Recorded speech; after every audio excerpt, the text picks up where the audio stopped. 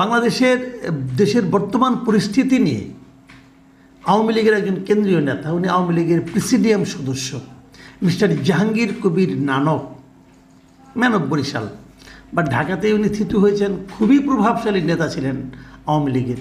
কোন যোগ্যতা ছিলেন তা বলতে পারবো না। এই ভদ্রলোককে আমি ছাত্র জীবন থেকে চিনি এবং তখন থেকে একে আমার কাছে একটা অর্থহীন ব্যক্তিত্ব মনে হয়েছে সবসময়।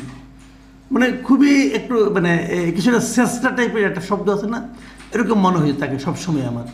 সেই লোক আওয়ামী লীগের মতো দলে শেখ হাসিনার খুবই ঘনিষ্ঠ ছিলেন, খুবই পাওয়ারফুল ছিলেন এবং যতটুকু আমি জানি খুবই দুর্নীতিপরায়ণ ছিলেন।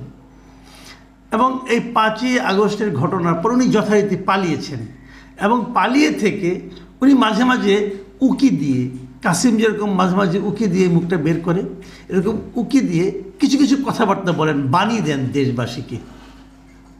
এর আগেও একবার তার বাণী শুনেছিলাম, এবার আবার একটা বাণী শুনলাম এবং উনি একটা ভিডিও বার্তা দিয়েছেন, খুবই আনাড়ি হাতে করা ভিডিওটা।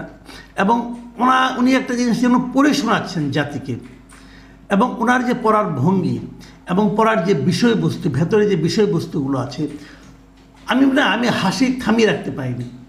যে এই দলটা, যে দলটা গত 15টা বছর ক্ষমতায় ছিল, দেখেন দুষ্টামি করতেও কিন্তু বুদ্ধি লাগে। দেশের মানুষের উপর চেপে ছিল একটা দল, স্বৈরাচারী দল। একদম মূর্খ হলে তো থাকতে পারতো না, কিছু শয়তানি বুদ্ধি তো ছিল, তাই না?